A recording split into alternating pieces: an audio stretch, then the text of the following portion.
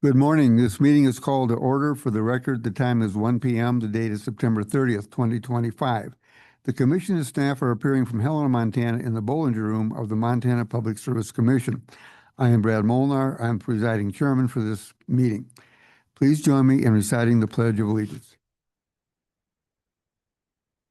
I pledge allegiance to the flag of the United States of America, to the republic for which it stands, one nation, under God, indivisible, liberty and justice for all.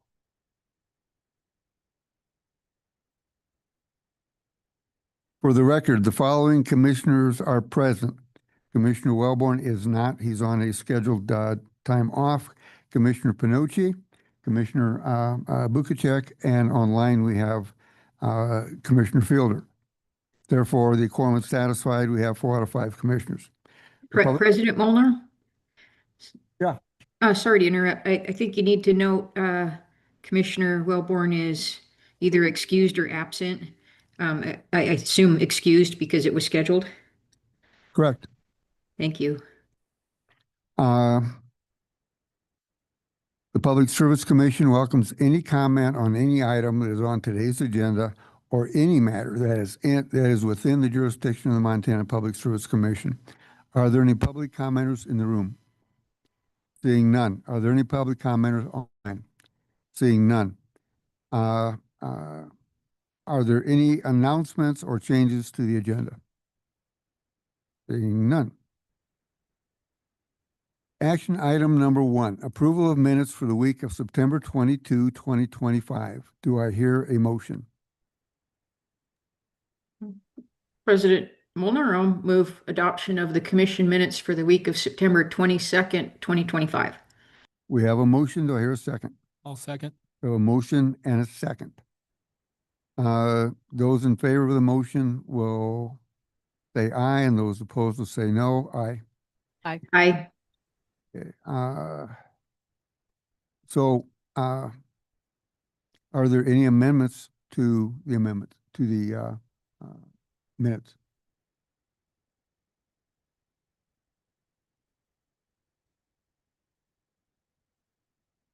Okay, we'll now begin the work session. Mr. President, just for the record, I think the chair is supposed to announce the outcome of a vote. So if it passed, you just state that it passed. Okay, those all in favor of accepting the approval of the minutes as stated in the motion, say aye. Aye. Aye. Those opposed, motion carries 4-0.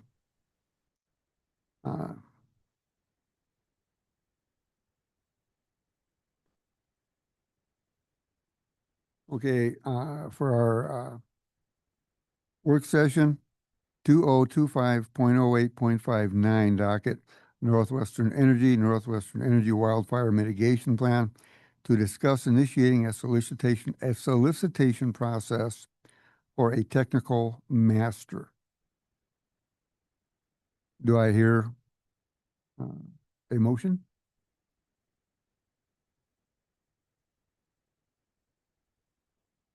Shouldn't we have a motion before we have discussion or presentation? Okay, Will. Okay, Will, would you like to address this issue? I'm happy to provide some background information for the commission, Mr. President, commissioners. Good afternoon. My name is Will Rosequist. I'm the Regulatory Division Administrator at the commission. And as some background for this work session, you may recall that in an email on September 12th, staff expressed the view that retaining a technical master with expertise in emerging best practices for quantifying the costs and benefits of wildfire risk mitigation alternatives and other public interest considerations could be useful. However, staff noted that at this stage of the limited process prescribed by House Bill 490 for the review of utility wildfire mitigation plans, retaining a technical master appeared infeasible. That observation was based on our prior experience procuring consultants in the context of integrated resource planning. In response to the staff email, President Molnar requested to elevate this matter to a work session, and last week, President Molnar scheduled this work session for the commission to consider whether to solicit services from a technical master. To help facilitate the commission's consideration of this matter, staff prepared a draft invitation for bids, which is included in your work session materials.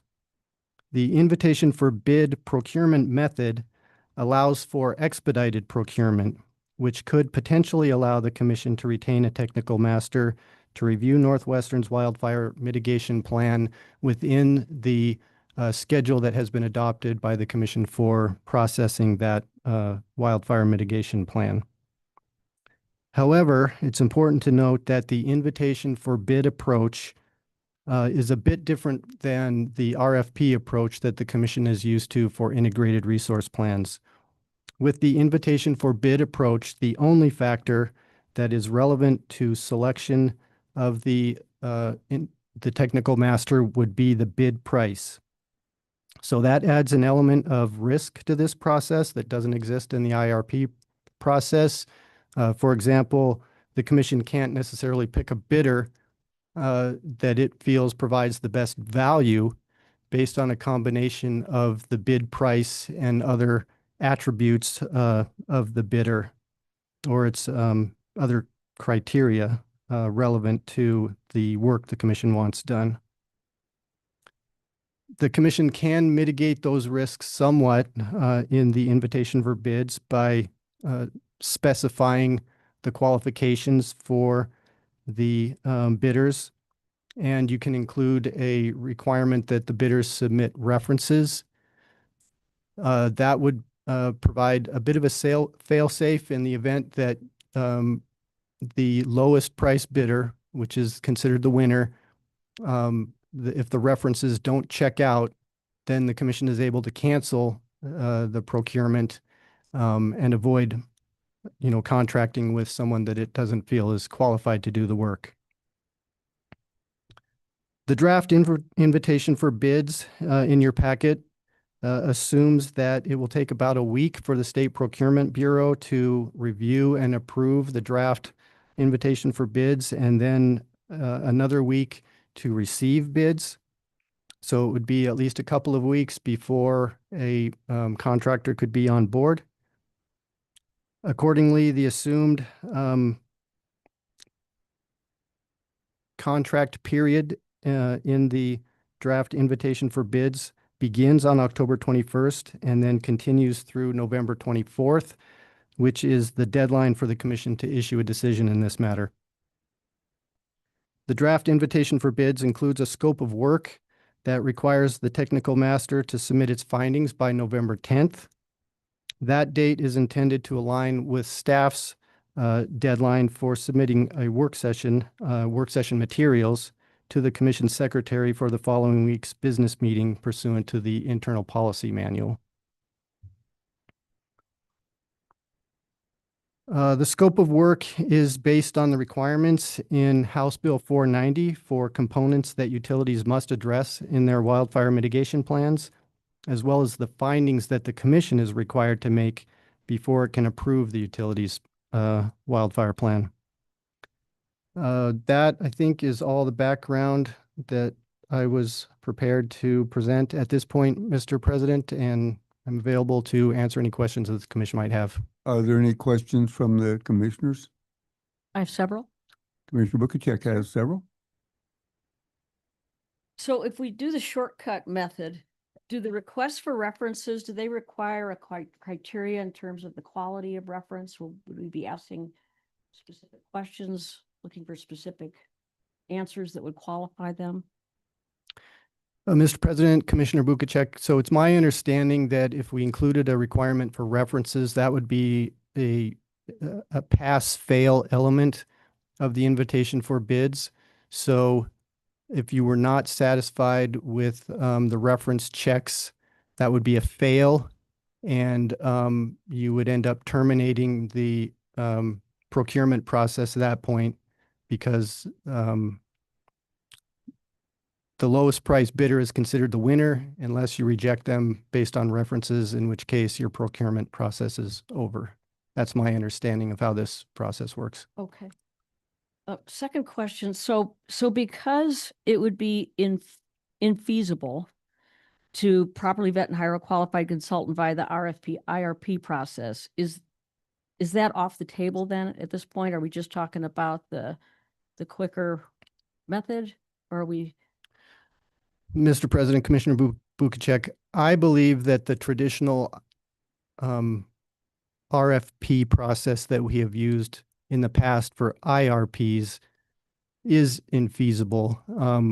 The last process we used to hire a contractor for a utility IRP, it was 6 months from the time we started that process until we had an executed contract with the consultant. They can go faster than that, but when I spoke to the State Procurement Bureau this morning, they said at least 2 to 3 months for that process.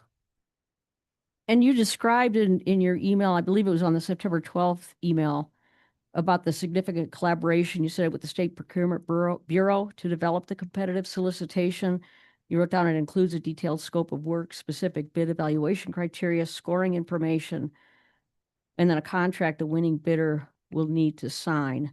So that's quite a difference in terms of capacity to find a qualified technical master compared to just taking the lowest bidder with references, it would seem to me. So could you outline what you foresee as potential problems if we rush this through a process other than the more detailed IRP, RFP process?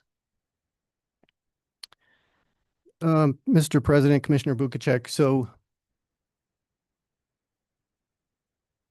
again, the differences are that this is a quicker process. You're limited to the one selection criteria, which is the price. You can specify a scope of work, just as we do in the RFP process.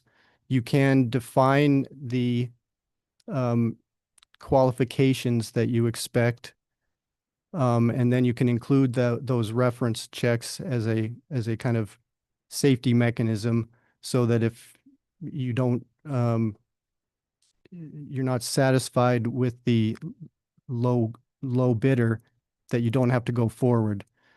So you're in a situation where you might be able to get somebody on board quick who might have the qualifications.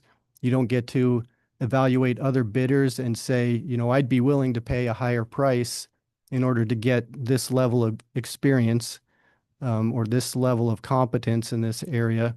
You're stuck with the low bidder, but you can get out of it. If you get out of it because you're not satisfied with the low bidder, you're stuck. You're not going to be able to, at that point, you'll probably not be able to rerun the solicitation in time to get another one on board. So those are kind of the trade-offs between processes. And then one more for Mr. Rosequist. So if it were feasible to hire a consultant by the quicker method based on simply hiring the consultant at the lowest bid and then checking the references, you stated in your September 12th email that our Public Service Commission staff are capable of determining whether Northwestern's plan contains descriptions of the required components, including quantifying the incremental costs of implementing the plan. And you thought that our staff, PSC staff, can determine whether or not the utility adequately demonstrates a reasonable balance of the costs with the risk of potential wildfire. And you also stated that a technical master could be useful. And I can see how it could be very useful. But a non-vetted consultant chosen solely on being the lowest bid could be a suboptimal use of funds, especially if our staff is fully capable. Can you, maybe you've already answered this, but if you have anything to add, if you could foresee potential scenarios where the consultant does not provide added value to what the staff can do. So, Mr. President, Commissioner Bukacek, I guess I would say it this way. I think there may be there may be a way that a technical master or a consultant could provide added value. We can't foresee what bids we're going to get at this point in time, or whether the commission will be satisfied with those bids. I think what I see is that the commission has an opportunity to explore the possibility that a technical master could provide value. We'll see what kind of bids we get, and then the commission will be in a position of saying, yeah, we think based on the bid that we got and the price that was offered, that we're comfortable that this bidder could add value, and then they can select that bidder. If they're uncomfortable that they will add value, you don't have to go forward. You can check the references and decide this isn't going to provide value and just terminate the whole thing. So it provides an opportunity, but I don't think it boxes the commission into, or necessarily commits the commission to going forward with a consultant that won't add value. You. Anything further? There you go. I've got a few questions. Okay. May I Well, go, Mr. President? Second, we have a question for Pam from Commissioner Bukacek. And when she is done with her line of questioning, you'll be next. Thank you.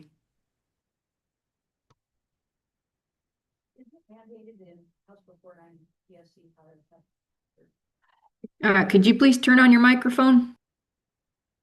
Yes. So is it mandated in House Bill 490 that the PSC hire a technical master? Mr. Chairman, Commissioner Bukacek, no, House Bill 490 does not require retention of a technical expert to assist the commission.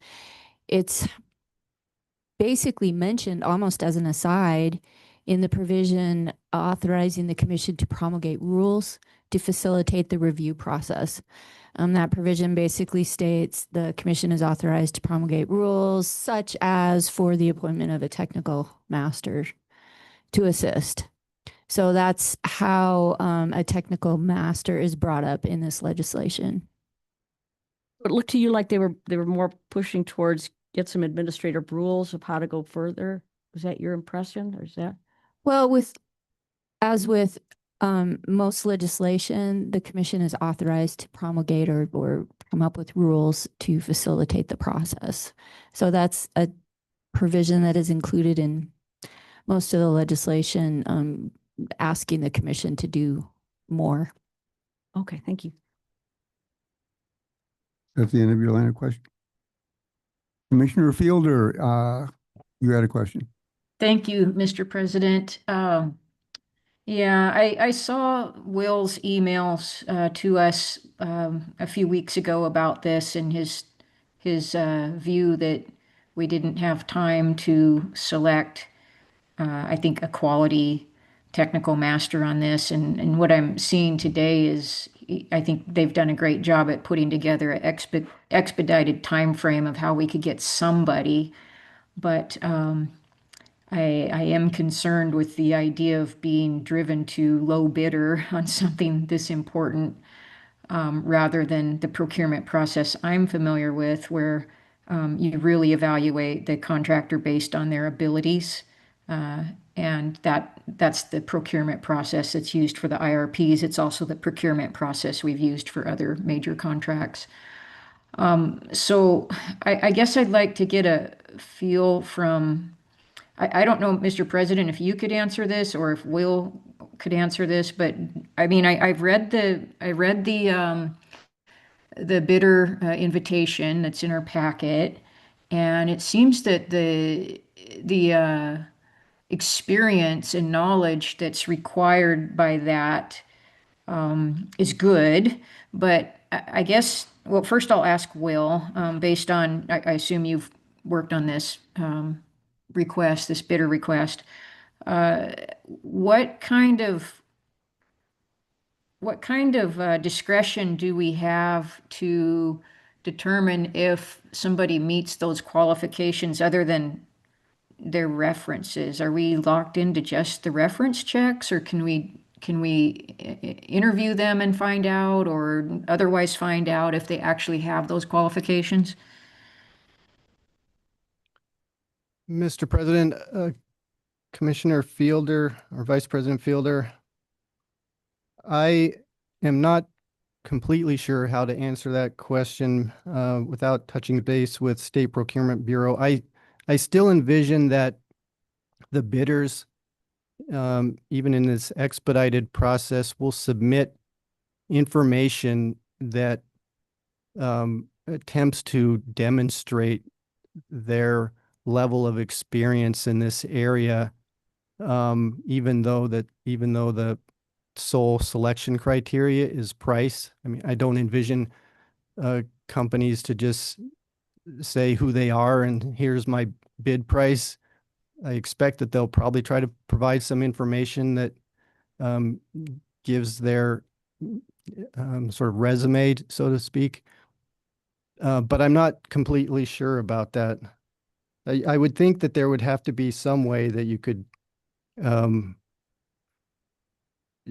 if we're specifying qualifications, that they would have to provide information that shows that they meet those qualifications. But I'm kind of, that's my speculation. I'd have to kind of confirm that with State Procurement Bureau, since this is the first time we would have ever gone through this type of a selection process. Okay, thank you. And a question for President Molnar. President Molnar, in the one major solicitation I've been involved in for the agency as the lead of that effort, it was somewhat similar in that it went through the State Procurement Bureau. There was a designated chair for the agency that then led that effort. So do you anticipate that that designated chair would be Mr. Rosequist so that he would have the latitude to examine qualifications and whatnot and make decisions on whether the different applicants that come in were qualified or whether they weren't? Or do you anticipate that we would need all of these things to come up to the whole commission for review? I'm going to bounce that off to Mr. Rosequist. Mr. Rosequist, apparently Vice President Fielder has been through a similar process. And you're saying this is our first time. So let's assume it's our first time. Is there any reason that we would have a problem having yourself, one or two commissioners, somebody else sit down and decide, and then due to time constraint, have an out of cycle and get everybody to vote the next day? Or is there something here I'm not seeing? Or what would be your preference? I guess would be the sub question. Right. So, Mr. President, I think as I interpreted Vice President Fielder's statement, she was talking about she's familiar with the approach that's similar to the IRP RFP process, where you're evaluating multiple attributes of the bidders, including their bid price and their level of experience and qualifications and that sort of thing. In this case, I guess what I would envision is that because the lowest bidder is considered the winner, that you're really just looking at who submitted the lowest price, what information did they submit with their bid that allows you to assess their qualifications, and then checking the references to see what if they pass that. So I guess staff could certainly assess that low bidder and check references, and then prepare a recommendation for the commission as to what we found and whether we feel it's worthwhile going forward with that bidder or not. So yes, I think staff could do that. If the commission would like to delegate that to the staff, or I'm not, I guess in prior IRP RFPs, there has been more like a selection committee. The one I'm familiar with, the State Procurement Bureau had somebody come over and sit with that committee as we evaluated the bids and scored them. And I don't know what they would envision as far as I mean, again, the low price bidder is considered the winner, and we can get out of it if we find the references unsatisfactory, and then you just terminate the whole process. So I don't know that there would be a need for a whole selection committee, including somebody from the State Procurement Bureau, but I'd have to double check on that as well. I don't know if that provides a good enough answer or not. Mr. President, that does, I mean, I can see a path forward, the way Will described that would make sense, where staff would evaluate the bids received if we do get any qualified contractors that bid on this in these short timeframes, and then they could determine if any of them, or I guess if the low bidder qualified, and then, or I guess they'd evaluate anybody that might be a possibility for the commission to consider, and then bring a recommendation to the commission for that, the one that's the lowest bid that's qualified. Mr. President, does that sound like a satisfactory way to handle this in the short time frames we have, so that staff basically vets those bids and then makes a recommendation to the commission? Just because I'm me, I would like to have some discussion with one or two commissioners. You're probably the most well-versed in Forest Service and fire matters, to take a look at it and work on perhaps a follow-up question, and then bring it forward. I wouldn't want to just, here it is on a work session, take it or leave it. We're already into a take it or leave it situation. So I think we can handle that as time goes on. But if you have time and an interest, Commissioner Fielder, I would like to have you play a part in this selection process. Well, thank you, Mr. President. I appreciate your confidence in that. I guess what I'm looking at right now is, just kind of the black and white. Do they meet these qualifications that are established, the bidder qualifications that are established? And I think staff could check that. And then I'd be happy to work with them on a recommendation for the commission. But I guess just to expedite this, rather than having to, I mean, I think we need to have staff be able to do some vetting on this and then bring recommendations to the commission if we're going to try to meet the timeframes that are in here, which are really, really tight. So if that's kind of the direction, if we have agreement on that kind of direction, I think it could actually facilitate this possibly moving forward and possibly meeting the timeframes. I got to be frank, though. I think the timeframes are so limited right now that it's going to be difficult to. This may just be an exercise in futility, I'm afraid, at this point. I hope that's not the case, and it'd be great if we could find a qualified technical master to help us. I think that would be awesome. I just think we need to do what we can to try to allow our staff to do some evaluation on these things, and then bring that recommendation for a bidder to the commission. So that's my comment on that, and I don't, I just my I guess my advice. But as far as other questions for staff, or the president, and President Molnar, I know you had, I think, sent an email a couple weeks ago that you were going to investigate with some potential people that might be able to do this kind of work. And I'd like to know if we even have identified anybody that could potentially do this work and meet our timeframes. Do you know of anybody that could do this work for us? There's one that I pursued because of how I view my job. I have not talked to them. I've talked to somebody that knows an awful lot about them. In a conversation with Will, there were several companies he thought he could send out the invitation to. I know that across the nation, there's similar legislation that's come up in the last year, and grandmasters, technical masters that have been used there. Possibly you could scoop up one of them. So they're out there. The ones that I'm looking at would probably be the low bidder, frankly, to tell you the truth. It's the guy that has retired from the Forest Service after 30 years of being a fire mitigation expert. The big part of this is going to be, I think, fuel control. He understands that. He understands fire attack ground. He understands fire attack air. Everything that we need is there. He has partnered with another person recently retired, and they're doing this sort of thing. They don't have an office. They don't have a staff. They don't have a lobbyist. They could quite possibly be the cheapest and the best and local. Don't have to set up a Zoom. You can have them come in and talk.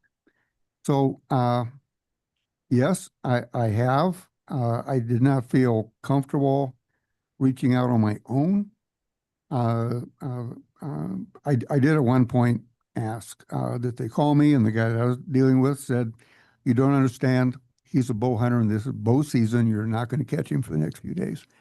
And that's where I left it. So, between what Will told me about outfits he knows that do this sort of thing, and I know there's other commissions I could contact almost immediately through my OMS contacts, et cetera, that I know they've done this. None have had the PSC involved, but they have done fire mitigation plans at a state level.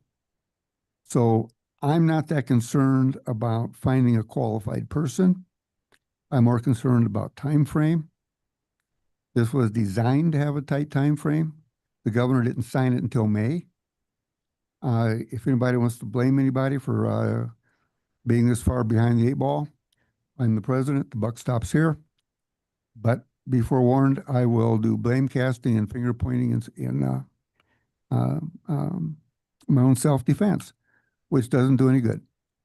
The reason he's the technical master, I'm kind of getting off your question here and kind of getting into something else. Have I answered your question?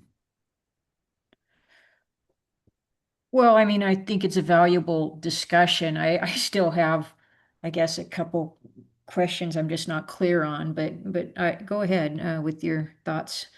Well, Commissioner Panucci had his hand up, and then we'll go into general discussion once all the questions have been asked. Commissioner Panucci. Okay. Thank you, Mr. President. So when I'm thinking technical master, I want to find someone who's been able to work with a plan that actually improved reducing fire risk. More importantly than what the price is, what are the results of the experience of this person, right? Fires have taken place over several years in the last few years. Certainly California has experienced some serious fires in the past few years, and they've made some changes that have seen real improvement. So the technical master that I would like to find is one that has a plan that has some proven results. And they can say, okay, we had this many fires, and those fires started by utilities is now reduced. That's the technical master that I'm interested in. Now, working with Zolnikoff on House Bill 490, I believe the intent of the bill was for the Public Service Commission to work with the utilities to help reduce fire risk. We play an active role in that, okay? And I brought a group of people here from the industry to show how fire risk can be reduced. Eaton, for instance, supplies switches and transformers. They claim now that if a line breaks, that the power can be off before it hits the ground. And I'd love to talk to a technical master about installing this equipment in the high fire risk area in Montana. And looking at the 70-page report, this fire mitigation plan, I couldn't even find a map showing our area of high risk fire, which surprised me because in other states, they're able to circle the high fire risk area inside Montana, but I didn't see it in the report. So I'm pretty curious. We hire this technical master. Do you think the commissioners that are passionate about this will be able to work with them and go over some of these new ideas? Some of this equipment is so new, they may not be aware of it. And the entire industry serving utilities knows that we have to reduce fire risk. They're even designing power tools that you use to put up line to reduce fire risk. There's improvements that are happening almost day by day. So Do you think we can look at a technical master that has some experience in actually reducing fire risk? Is that something we can ask? Mr. President, Commissioner Pinochi, so what you can do with this type of a procurement is to first go to the low bidder and look at their qualifications. And if they meet the qualifications that are listed in the invitation for bids, even if you think that another bidder had better qualifications, if the low bidder meets the qualifications that are specified in the invitation, then they are the winner. You don't get to say, well, I'd be willing to pay this other bidder's bid price to get their qualifications. And maybe they have better qualifications in the area that you're talking about. If you wanted that, I mean, it would have to be specifically listed in the bidder qualifications that go out with the invitation, I believe, to make sure that that's covered. My point is, we can prevent one fire because we have a guy who actually has experience in preventing fire. That could be millions of dollars. So if we're stuck to the lowest bidder, then what's the conversation about? We're just going to have to hire the lowest bidder anyway. Does that sound like what we're reduced to? Mr. President, Commissioner Pinochi, yes, if that low bidder meets the qualifications, unless, through the reference check process, they fail that, or if you're just not satisfied, if you saw other bidders that would be way more qualified or what you would really want, even though, the low bidder met the criteria in the invitation, I still think you could just terminate it, but then you would have no technical master. So that's the kind of choice you're faced with. Well, thank you. Commissioner Bukacek, did you have further question? Trying to formulate this into a question.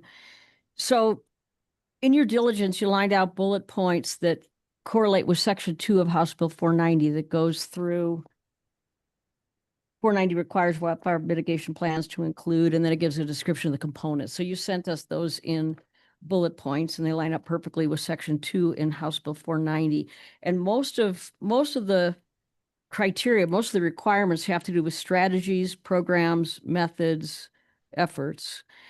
And in this particular case, with this particular docket and the way the work session request is lined out, we're talking specifically about Northwestern Energy. Is that correct? And not utilities in general? That's correct, Commissioner Bukacek. This is for hiring a technical master in this specific docket for Northwestern. For the August, okay, for what they submitted. And Northwestern has been doing fire mitigation for over 20 years. And I know there are very highly qualified specialists that advise utility companies in fire mitigation. I know those are out there, the ones that are highly qualified. And if I could know they were going to be the lowest bidder, I could go for this. But anyway, thank you. Are there any further questions? Yes, Mr. President. Commissioner Fielder? Okay, thank you. I come back to, I guess, one thing in weighing the pros and cons of this. And at one point, Mr. Rosequist, I believe you had indicated in an email to the commission that you felt your staff would be able to evaluate whether the wildfire mitigation plan met the requirements of House Bill 490. Do you still believe that staff is capable of doing that?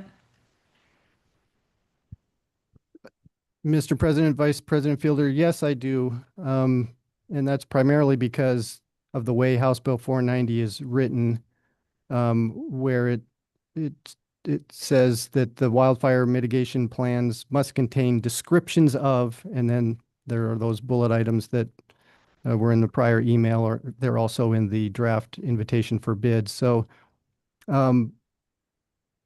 determining whether Northwestern's wildfire plan contains descriptions of those components, I think is fairly straightforward.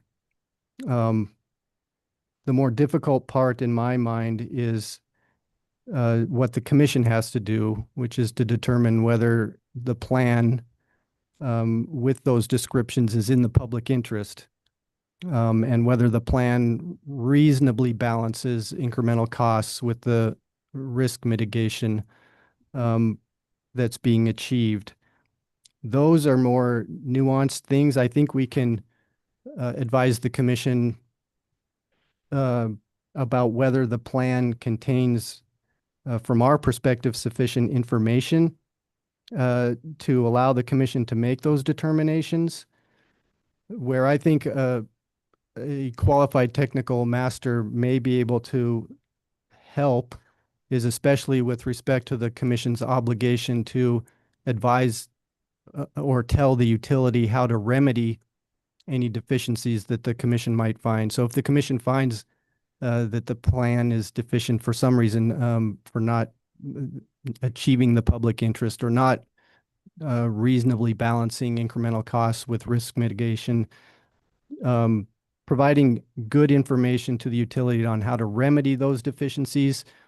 If a technical master has experience in other jurisdictions, either advising commissions or advising utilities in the preparation of wildfire mitigation plans, they may be able to bring insights into, good remedies that would allow the utility to improve its wildfire mitigation plan that we may not have, given our lack of experience in this area at this time. Okay, well, that's very helpful, Mr. President, Mr. Rosequist. I appreciate that. So it makes me wonder then, have we considered or is it feasible to bifurcate these responsibilities and allow staff to move forward on the evaluation of whether the plan meets the requirements of House Bill 490, but then to narrow the scope of the technical master to perform services regarding identifying remedies for deficiencies, and would that be a more effective way to use public funds to arrive at, hopefully a good conclusion or at least good information for the commission to reach a well-informed decision on this? Mr. President, Vice President Fielder, I think the commission could consider doing that. As we've written the scope of work in the draft, we've asked the contractor to recommend remedies for any deficiencies identified in how the plan addresses the components required by House Bill 490. And that was mainly because, although it's fairly straightforward to determine whether or not the plan describes something, somebody who's worked on wildfire mitigation plans in other jurisdictions may have some insights on, still areas that could be improved in the description that of how it's implementing House Bill 490 that would be beneficial, even if the commission doesn't ultimately consider that to be a deficiency under the law. It might still be in the public interest to improve the description of that component. So that's why we kind of figured it might, if you're going to hire a technical master, you might as well have them look at both elements of the law. Okay, I see. Okay, if the commission goes forward with this request for bids, and if we do, whether we find someone or not, would staff begin doing its review of the plan and determining if it meets the criteria? Have you already begun that process? Would you start that process, and would you be able to do it in parallel with this potential outside vendor that would also be doing their independent analysis? How would that work? Mr. President, Vice President Fielder, yes, I envision staff working in parallel with the technical master. We've already started developing a document that could be presented to the commission at a work session which is, at this point, it summarizes the plan itself. It summarizes the public comments that have come in. We're beginning the process of our own assessment of the plan and how it comports with the required components in House Bill 490, and starting to think about what the commission needs to find. So we're already working on that, in part because, we were uncertain whether a technical master would end up being retained or not. And so we'll continue to keep working on it. And that will go hand in hand with if we end up with a technical master, what they're working on as well. Okay, thank you very much. And then just as a reminder, what was the top end price cap on hiring a technical master? Was it $100,000 that the legislature put into this? That's correct, Vice President Fielder. The commission was appropriated $100,000 in each of the fiscal years, 2026 and 27. Oh, each year. So for 2 years? Correct. Okay, So- $100,000 per year. Correct. Okay. I'm going to put you on the spot here, Mr. Rosequist. In your opinion, would it be worth it to spend $100,000 to $200,000 on an outside consultant to do this work, or would that be a waste of money in terms of staff's ability to do this work in-house? Mr. President, Vice President Fielder, in my personal opinion is that it would not take $100,000 to do the scope of work that we're requesting here. So I'm hopeful that we get bids well under $100,000 for this. Okay. So just to be certain then, while we've still got staff here, as you envision this, or we've discussed, this invitation would go out, bids would come in, staff would evaluate those bids, possibly with a commissioner involved. And then the staff would develop a recommendation for the commission. So the commission would still have decision-making ability on whether to move forward with expending the funds on somebody. Is that the procurement process that's envisioned here? Yes, Commissioner Fielder, that's how I envision the process. The commission Oh. should make the final determination on whether to hire the consultant or not. Okay. And President Molnar, do you agree with that procurement process? As laid out, which is fairly general, I do agree with the general framework that's being offered. Okay, thank you. I think that's all the questions I have then. Thank you. Are there, Commissioner Bukacek? Well, just one more, I think. So you're going to be able to do work in parallel and come up with the draft and recommendations in your evaluation, staff's evaluation of the program. If you came up with that draft and it really wowed us in the next couple of weeks, can we still turn around and say that we don't need the technical master procedurally? Mr. President, Commissioner Bukacek, the only uncertainty there is I'm not sure. I can almost guarantee that staff will not be in the position within like 2 weeks to say it's completed its own assessment at that time. So we probably wouldn't be able to advise you within 2 weeks that a technical master isn't needed because we're all done. Would it require much extra work to do this in parallel? If we hired the technical master and you were already doing your evaluation and you've already got a lot of it done, would it require a lot extra to work on with the technical master to evaluate them? Mr. President, Commissioner Bukacek, I don't believe so with the way it's kind of laid out. I don't foresee a whole lot of need for staff to sort of guide or have input into the work of the technical master. I think it's laid out what we expect them to do and to submit a report by a certain date. There will be some work over the next, couple weeks as we uh, work with the State Procurement Bureau to get this invitation issued and then to review the bids that come in and to make the recommendation to the commission. But once that happens, I don't foresee there being a whole lot of extra work because there's a technical master working on it in parallel with staff.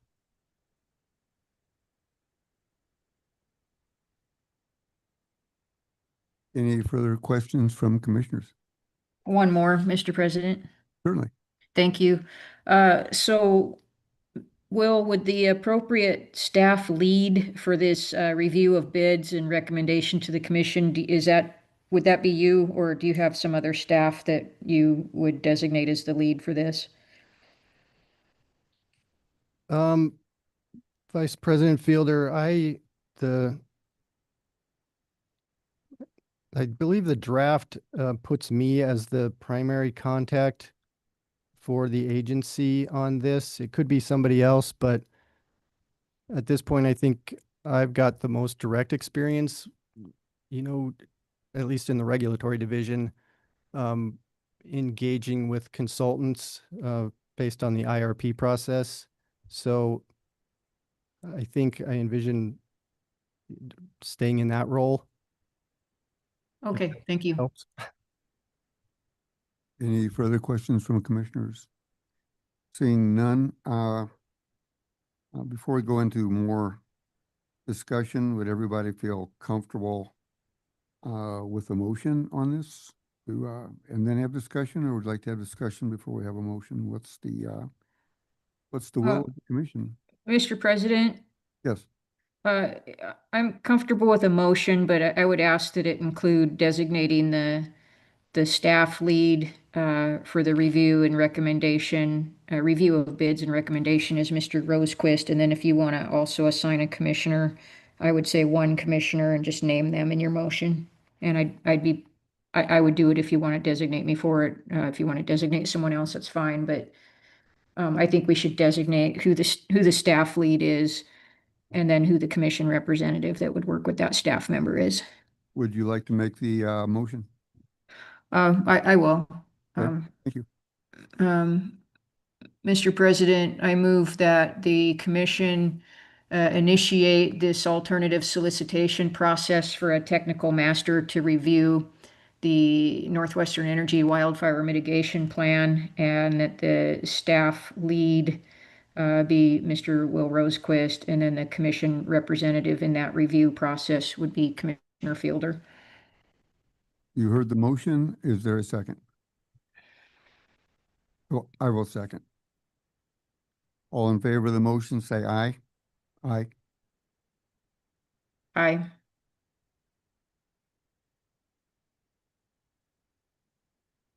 Are there any other votes on the motion? I vote no. I vote no. We are 2-2. Is there a, not counting dueling pistols at dawn, is there any way to get back into discussion so that we can take a revote and perhaps break the tie? We have a parliamentarian here. Well, Mr. President, the motion failed, so you would announce that the motion failed on a vote of 2-2. And then if someone makes another motion, you just start all over again with another motion.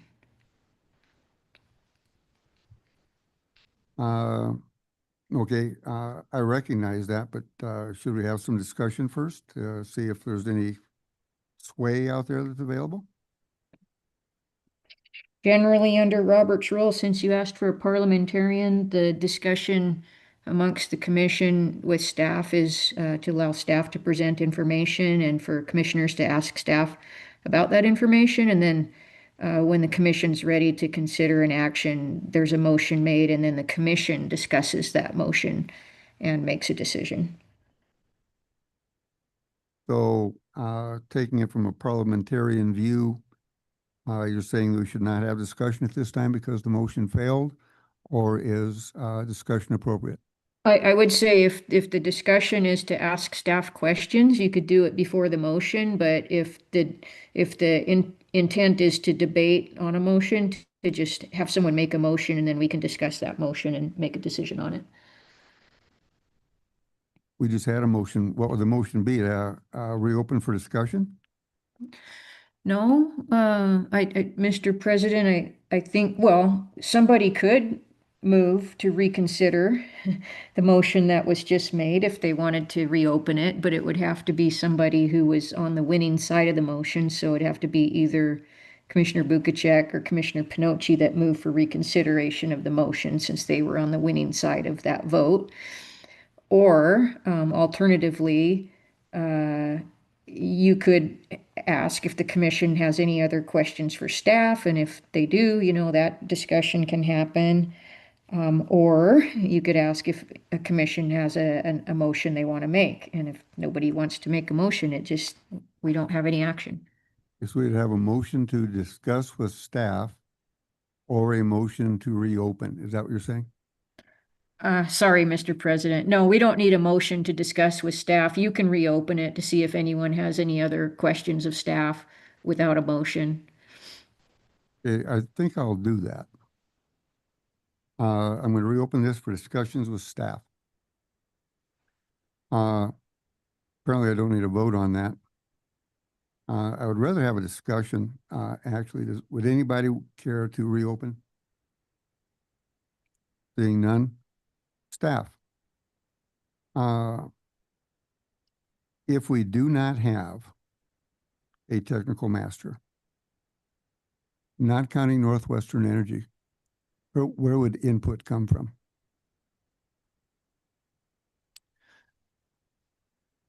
Mr. President, you have invited public comment, and we have received public comment. And in addition, House Bill 490 requires two state agencies, Department of Natural Resources and Conservation and Disaster and Emergency Services, to specifically review the wildfire plans and to provide comment to the commission. And both of those state agencies have provided their public comments. So those are the other sources of information that you have available to you at this point in terms of evaluating the plan. Okay, can you, for those of us that perhaps didn't dig real deep because they thought this was going to be a slam dunk, can you kind of give us the abbreviated version of what emergency response and DNRC said in their response? Both of those agencies indicated that they had reviewed the plan and do not have any recommendations on the plan. Okay, so we're right back to whatever Northwestern put down. Well, Mr. President, I think there is substance to the comments provided by DNRC and Disaster and Emergency Services to the extent that those agencies have expertise in fire mitigation, prevention, emergency response, and that they have indicated that they have reviewed the plan and did not find a need to provide any recommendations. I think you can take some meaning from that in your deliberations on the plan. Okay. If there were conflict between what Northwestern Energy said, and therefore also perhaps the NRC and emergency response and the technical master, and we had to flesh out which side was right, is there an advantage to the concept of public being well protected by this process, as opposed to not having any conflict because there was no discussion? Mr. President, I'm not totally sure I understand your question. I think I'll take a stab at it. As I indicated earlier, I think in staff's view, the potential value of a technical master comes in more in helping the commission do what it needs to do under House Bill 490, which is to make determinations regarding whether the plan is in the public interest and achieves that reasonable balance between incremental costs and risk mitigation. Um, uh, as I said, I think it's a fairly straightforward matter to assess whether the plan itself describes the components that are listed in House Bill 490.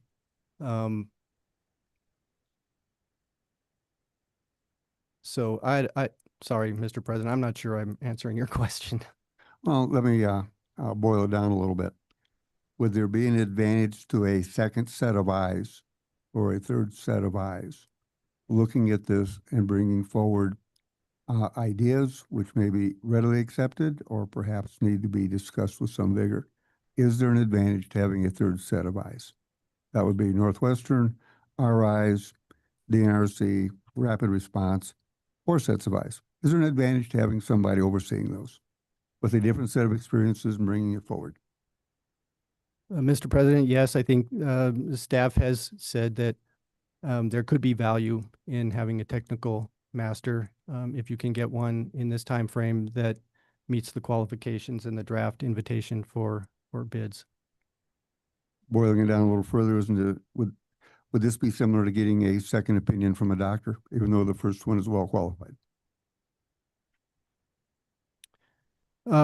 Mr. President, I can't answer that at this point because it's not clear to me that the technical master and either staff or the public commenters would have any differences of opinion.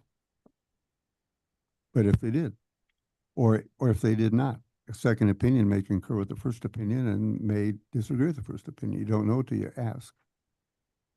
So are you asking if there's value in having, there may be value, Mr. President, in having an independent evaluator reach the same opinion as, for example, DNRC and Disaster and Emergency Services and staff for that matter. Okay, would you agree that if staff started, and apparently you've already started, looking at the various things that are to be looked at, and then a technical master came on in, say, a month, and they looked at what staff had done, and staff could ask them what they thought about it, changes that might be made, would there possibly be some value to the citizens of Montana to having that process? Potentially, Mr. Chairman, although I would point out that the way this schedule is envisioned, the scope of work doesn't involve the technical master doing an independent review of staff's analysis. Rather, the technical master would be providing the results of its analysis at approximately the same time that staff is completing its own analysis and preparing to send the commission that analysis in preparation for a work session. So those two things will be coming in at approximately the same time and then going to the commission. Okay. Amanda, could you approach? I have a legal question. Oh, excuse me. We have one sitting here. I didn't mean to roust you. Up to you. Either one can chime in on this. If we do not have a technical master, which is allowed to us and is financed, and let's say a year from now, 2 years from now, there's a really big fire, possibly started under a transmission line, whether it's started by transmission or somebody driving underneath with a catalytic converter, makes no difference. We have a big fire. And as the governor of Texas described the aftermath of their big fire down there, the skies were darkened by airplanes filled with lawyers coming in. Would we be in a better position when we got drug into it to say we hired an expert, nobody is foolproof, fires always start, but this is what they recommended, and this is what we recommended, and this is what Northwestern adopted? Or are we better off saying time was short and we didn't want to go with a little bitter? Is there legal liability in saying we will not have a technical master for any reason? President Molnar, I'll take that question. This is not something I've researched and prepared to provide an answer with today. It also appears you're asking for legal advice that may be appropriate for a confidential litigation update if we're to talk about the commission's liability against private parties. So I would respectfully request to defer that question to a litigation update that may come later today or a further time. Thank you. Okay, you said you hadn't had time to study this. Would you need time greater than if we did have a litigation strategy meeting? President Molnar, I'd be happy to share some of my initial thoughts at a confidential litigation strategy update, but I would request additional time to provide a thorough recommendation. Okay. That's all of the questions I have. I could have made them statements, but I didn't. Are there any further questions for staff this time? I have a, oh, go ahead. Right, I believe that I have ideas that could improve this plan. I was told by legal that I should not reach out to Northwest Energy. Who do I reach out to share these ideas and try to improve this plan? Would it be this technical master, or if we don't have a technical master, who do I reach out to?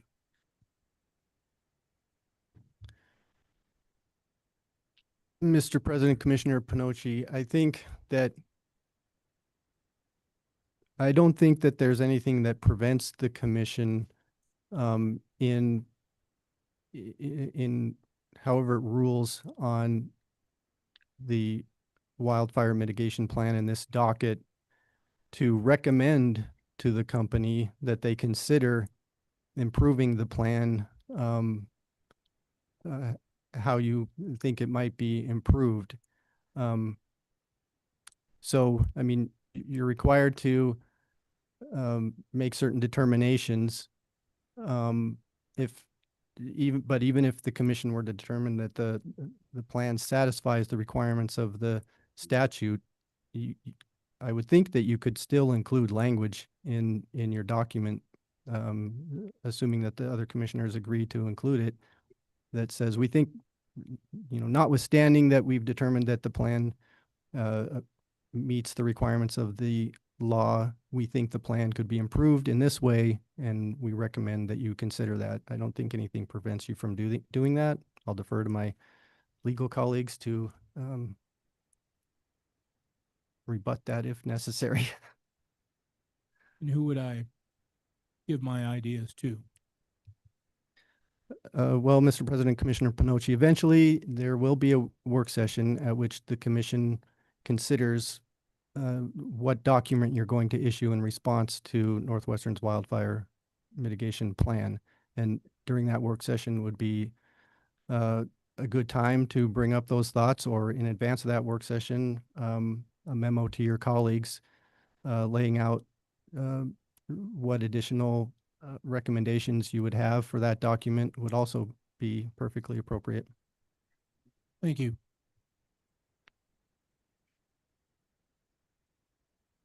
So first, I just wanted to point something out, and then I have a question for staff, but in House Bill 490. Mr. President, I'm sorry, could you have her move the mic closer? Thank you.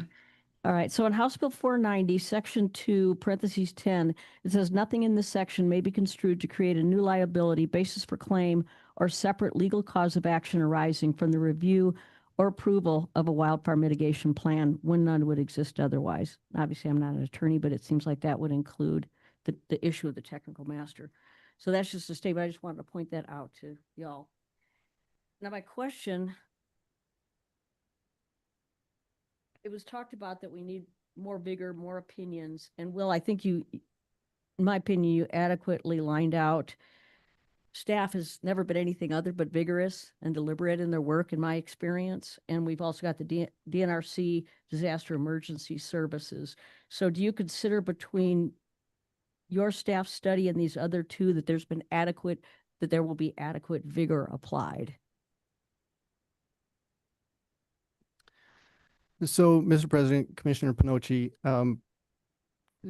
I think, yeah, just to reiterate, I think staff is fully capable of assessing whether the plan satisfies the components which are required to be described.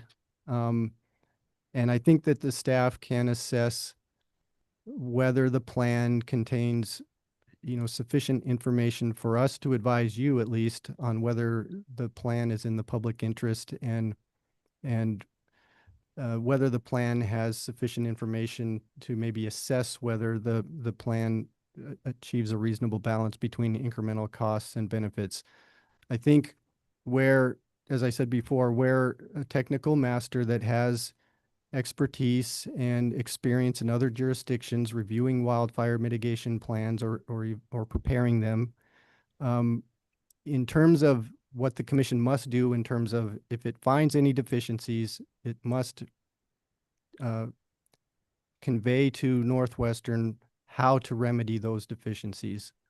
And having that expertise from another, from somebody that has experience in another jurisdiction or has reviewed and prepared wildfire mitigation plans may be of assistance in helping staff craft, a better remedy that is required of Northwestern to correct those deficiencies, given that we currently lack kind of the experience in this area. Excellent, concise summary. Thank you. Mr. President, Please. just one thing to add to this, based on that question and response, I believe my understanding of our procurement laws is that staff could, Will, you can answer me if I'm wrong, please, but I believe even if the commission doesn't approve this bid today, if we did get in a situation you described where staff would like to have outside advice, you could at that time go to find a contractor, find a vendor, find a consultant that could advise you as long as it was under a certain amount of money. I think if it was, if it was something where we didn't anticipate great expense, it's possible that staff could go ahead and procure a consultant that met that was underneath the thresholds. I think the state threshold is for non-competitive contracting is less than what this appropriation is by far, but could still give you some flexibility to hire a consultant for a specific purpose at some point. Is that your understanding that you would have some flexibility to do that if you needed it later on down the road here?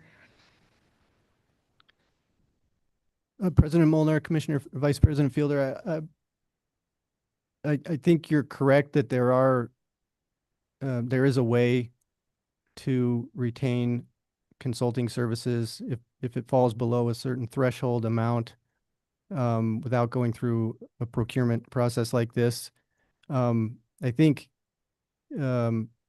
timing wise, I guess, is where I have a question in the sense that if the commission forgoes this process to hire a technical master now and then later, say in early November, staff distributes a recommendation to the commission that identifies deficiencies, but we don't really know what the right remedy is or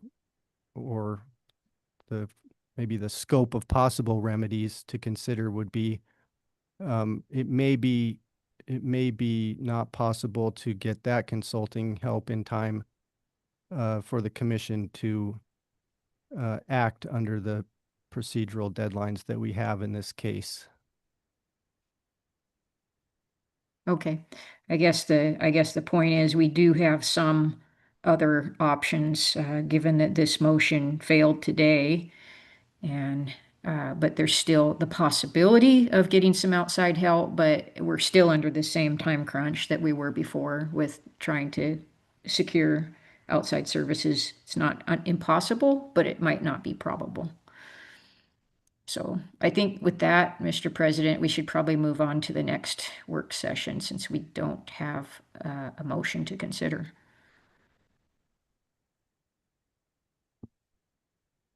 Are there any other questions for staff on this issue? Just a quick one for Will. You said closing of one of your parts very recently. You said depending on what we don't know. Would you agree that what we don't know is what the problem is? And you never know what you don't know. And therefore, the fifth pair of eyes may be of benefit. And if it isn't, nobody's harmed. But if it is, somebody's saved. Mr. President, I'll just say that the staff has no objection to the commission seeking to retain a technical master. And as I've said a couple of times, I do think that a technical master, there's a way that a technical master can provide value.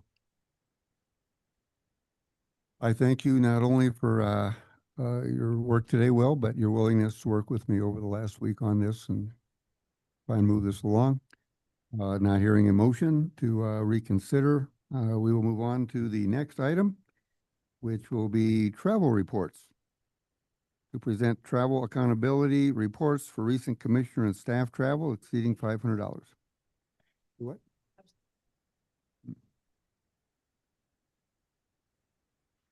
So, post travel, our first one will be Tina Shorten. Thank you, Tina. Hey, thank you, President Molnar and Commissioners. I'm Tina Shorten, and I am the Regulatory Compliance Supervisor here at the Commission. And I am here today to present my post-travel accountability report. From July 26th to July 30th of 2025, I attended the NARUC Summer Policy Committee in Boston, Massachusetts. The cost of this travel was $3,020.25. At this meeting, there were numerous panels directly related to ongoing matters here at the Commission, which allowed me to gather information to assist the compliance team in some of our projects, as well as share information with my colleagues on dockets and projects that they are working on. The panels that I attended were Smart Scaling, Meeting Near-Term Demand Growth. I went to the roundtable with the staff subcommittee on consumers and public interest. I went to Navigating Rate Center Consolidation, CCIF report release, demand growth and risk management, artificial intelligence, making consumer education and outreach more effective, an SEIA, how demand growth is driving change meeting. Had a conversation with the Deputy Secretary of Energy. I don't mean I had a conversation, it was a conversation, sorry. Insights on the Energy Affordability Report, Making Ends Meet, Customer Affordability Challenges and Solutions, Charter Cox Merger, Poll Attachments, the FCC Delete Docket, California ISO Market Update, Made in America, Products Shaping Our Future, RTO, Federal State Current Issues, and Lessons Learned from Past Regulators. I also took the opportunity to do some networking in between all of those panels, and I was able to make direct one-on-one contact with key staff at other commissions and other organizations, and was able to bring information back to our staff to share some contact information, names and contact for people who they might want to reach out to on different topics. The information gained adds to the overall knowledge base of myself and the staff I shared this information with, helping us meet the statutory requirement of supervising and regulating the operations of regulated utilities. I did take a lot of notes at all of these panels, and I've scanned them and saved them on the share drive under consumer assistance staff, conference calls, and meeting summaries. So if you're interested in what any of those panels were about, you can touch base with me and I'll show you where to find those, my notes, and share any information I gained there. I am available for questions. Are there any questions from commissioners of Tina? Seeing none, we thank you for your report. Okay, thank you. You bet. Next report up is Commissioner Wellborn, who is not here today. I have his written statement. I have it printed so I can read it. He also went to Arizona with several others of us. His airfare was $471. Meals were $103. Ground transportation $58. Total $632.87. He says, Commissioner-only summit included peer group discussions on everything from small water systems, nuclear generation, data centers, and large load demand expansion to what defines affordable. Topped off with an insider's tour at Palo Verde Nuclear Generation Station. Very good meeting overall. Next, we have Commissioner Fielder. Commissioner. Thank you, Mr. President. Jennifer Fielder, Vice President of the Commission. I attended the Western Conference of Public Service Commissioners, Commissioner-only conference from, it was on September 8th, 9th, and 10th. My travel dates were September 7th and returning on September 12th. The total cost of my travel for this trip was $1,079.03. That amount was $120.97 less than what I had estimated on my approved travel request form. And the purpose of this trip was to meet with Western state utility regulators and discuss the primary challenges facing each state and learn how these challenges are being addressed in the various states. Major topics included large energy load demand and data center tariffs. This is an emerging issue resulting from the burgeoning AI revolution that everybody's hearing about. Another major topic was small water systems, including the challenges and successes regarding the viability of these regulated water companies, which tend to be very small operations that fall under the regulatory jurisdiction of our agency and others across other commissions throughout the West. Third topic was commission structures, size, and tools for effectively meeting statutory duties in the public interest. And this conversation entailed an emphasis on recruitment and retention of qualified professional staff that are essential to support the commission's legal and regulatory decision-making processes. And then nuclear expansion in the West was a fourth major topic, and this was a look at modernized nuclear energy operations, including costs and benefits and innovations within that industry and how it is meeting needs in parts of the West currently. So those were the major topics that I had noted that were beneficial for me. I think that the discussions were very, very good and insightful, and I think they related to our statutory duties in a number of ways, but also gave us kind of a broader look at what's going on and what different states are facing, what different state commissions are facing as their challenges, and then the sharing of ideas on how they're addressing those challenges and the differences in how they operate and the parameters that they have and that we have that are different to help inform our understanding. Thank you, Mr. President. Thank you, Madam Vice President. I am next, and then Commissioner Bukacek will give her report. Also to Billings to Scottsdale round trip. Cost of travel was $823, and my dates of travel 9/8 to 9/11. What I wrote down was pretty sketchy. Work with Western States commissioners on current topics. Wherever I go during the spring NARUC, no matter what the title of the committee was, the conversation was around data centers. I didn't go to the last one. I'll go to the next one. I assume it'd be the same. And while they covered many issues here around the tables when we were chatting with each other, data centers was it.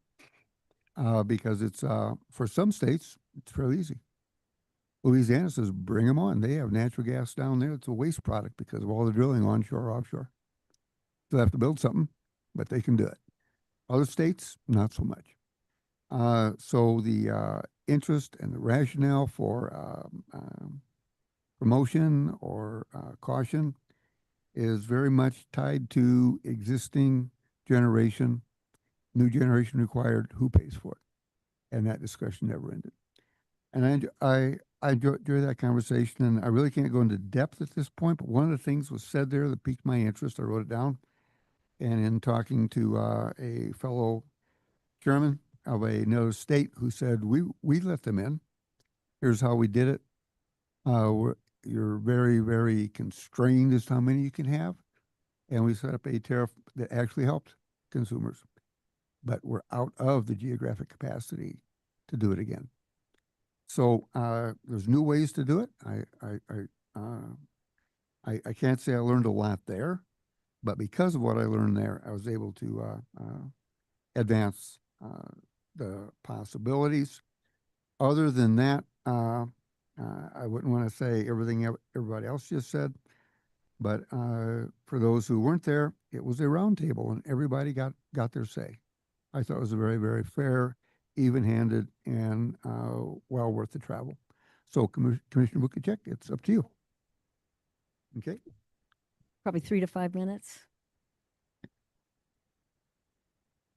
Okay. Sounds good. Thank you.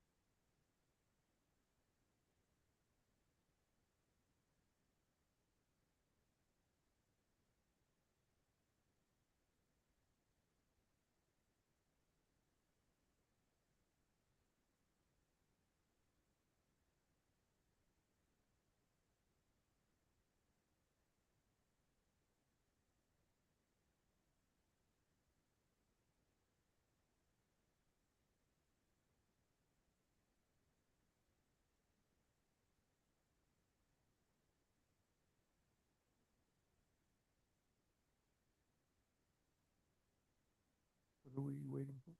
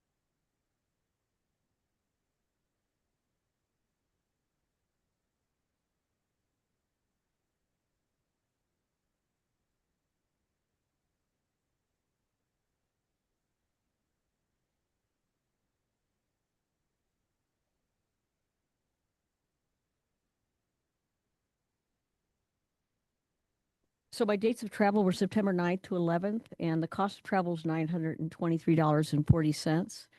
And when I ran for this office in 2022, a big focus of my campaign and my pledges was to educate the public. So, and this travel accountability report is accountability to the public primarily, at least that's how I look at it. And a lot of this information I'm going to talk about, y'all might be very, very familiar with it that are in this room.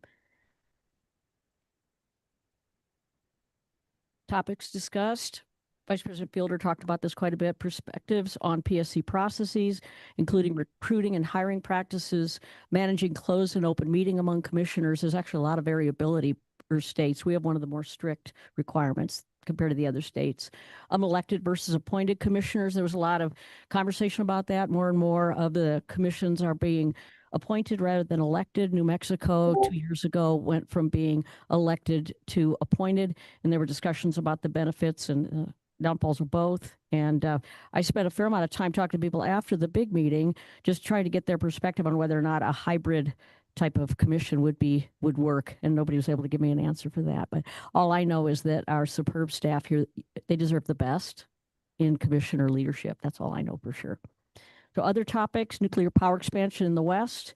We actually had a tour of Palo Verde nuclear generation facility, managing large energy load demand. Vice President Fielder talked about that. President Molnar did. Small water systems, successes, issues, obstacles. I found it very interesting that they had the same issues that we have dealt with here. Aging and inadequate infrastructure, utility owners with marginal income and other resource inadequacies, customers intermittently deprived of life-sustaining water, and customers misunderstanding PSC limitations. And as you might imagine, in southwestern states, they have a lot more problems than we do in terms of water adequacy in general. Regarding power bills, how commissioners consider and define affordability. There was a lot of time spent on this particular topic. Affordability, how do you know if you've achieved it? Public perception versus reality, these things were discussed. And from here on out, these are kind of my commentaries on it. I listened to what everybody had to say, and then I came up with a few things of my own. So from here on out, this should not be considered a reflection of any other commissioner or the group as a whole. But no one likes to see any increase in their cost of living. That's probably obvious. Some ratepayers don't know how to prioritize essential needs over wants and desires. Some struggle to make ends meet. Few want to hear that they need to live within their means. And many, if not most, incomes are not keeping up with inflation. Rate reality, at times, rate increases are needed to keep customers comfortable, to meet consumer demand. And so this is what I kind of came up with after listening to everybody talk, is that defining affordability cannot reasonably be done without considering reliability of services. Reliability costs money. It's not free. Maintenance of existing energy generation and infrastructure costs money. Replacing aging and deficient infrastructure costs. Adding generation to meet increased demand. Grid hardening technologies could be very expensive. And fire mitigation. All these things cost money. And that reliability is something that everybody wants. The cost to the utility company of providing reliable services to customers increases with inflation. The question, can we afford reliability brought by updating energy infrastructure and generation? And what some people did ask there, can we afford to not have it? That reliability. Can you define affordability without considering reliability? I don't think you can reasonably do that. So this is the group, small group, as you could see. So it was fairly intimate. We got to talk amongst ourselves, and people were able to be open, and it was very enjoyable. I wanted to thank the people who organized this great meeting, especially Leah there in the front row and Michelle who took the picture, and to all the attendees. Also wanted to thank staff for lining this out for us for our travel, and you deserve the best. Thank you. Okay.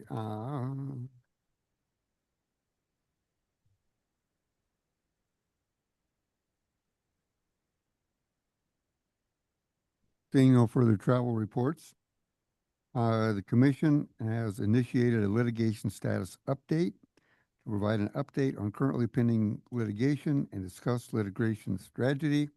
May be closed in part to the public. There will be no web or audio feed for the actual discussion of strategy. But we do have a discussion this time. Take it away. Thank you, President Molnar, and good afternoon, commissioners. My name is Amanda Webster, and I am the commission's interim chief legal counsel. As President Molnar stated, I'm here to provide an update about currently pending litigation before the commission. I'll start with an update about publicly available information, and then I'll request that the chair close the final segment of this work session to allow the commission and staff to discuss confidential litigation strategy. The primary case I want to update you on today is Allied Waste Services of North America, LLC, doing business as Republic Services of Montana versus the Montana Public Service Commission and MT Roll-Offs, LLC. This case was filed in the Lewis and Clark County First Judicial District Court under cause number DV 2025-76. In August, the court approved a scheduling order providing that Republic was to provide its opening brief by September 16th, which it did a couple weeks ago, and the commission's response is due in a couple more weeks on October 16th. As you may recall, Republic is requesting judicial review of the commission's final order 7980H in docket 2023.07.064, which approved MT Roll-Off's Class D authority to provide construction roll-off service in Yellowstone, Carbon, Stillwater, Musselshell, and Golden Valley counties. This information is all publicly available, so I just wanted to share that portion with the public to fulfill our obligations to let the public know what we're doing. The legal portion I'll provide now is under Montana Code Annotated 2-3-2034. The presiding officer of any meeting may close a segment of the meeting during the time that discussion relates to matters of litigation strategy regarding litigation with private parties, and the presiding officer determines that an open meeting would have a detrimental effect on the agency's litigating position. The petition for judicial review I just discussed involves litigation with private parties. So in my opinion, continuing an open session would harm the commission's litigation position by making public staff's advice to the commission. At this time, I'd like to request that the commission go into closed session to discuss confidential litigation strategy.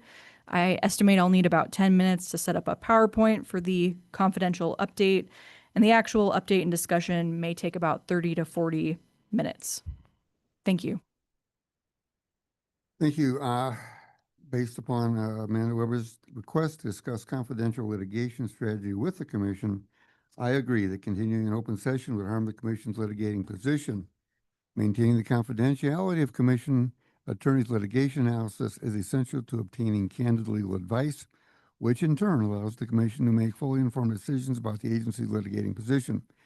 Under the circumstances, I determine that the public closure of the next part of this work session is proper under Montana Code Annotated 2-3-203 sub 4. The commission will now take a break to go into closed session and discuss confidential litigation strategy. There will be no web or audio feed during this time. After the confidential discussion is over an estimated 40 minutes, the business meeting will be adjourned upon conclusion of the litigation strategy discussion. In other words, we're not going to come back here and adjourn. So anybody not needed for that?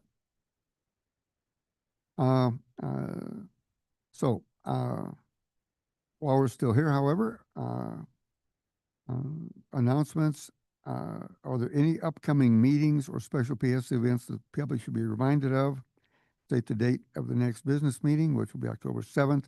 Are there any upcoming meetings or special events? Seeing none, the commission will reconvene in 10 minutes in the commission conference room. For this part of it, we are adjourned. And for those who have to attend that, we are not adjourned.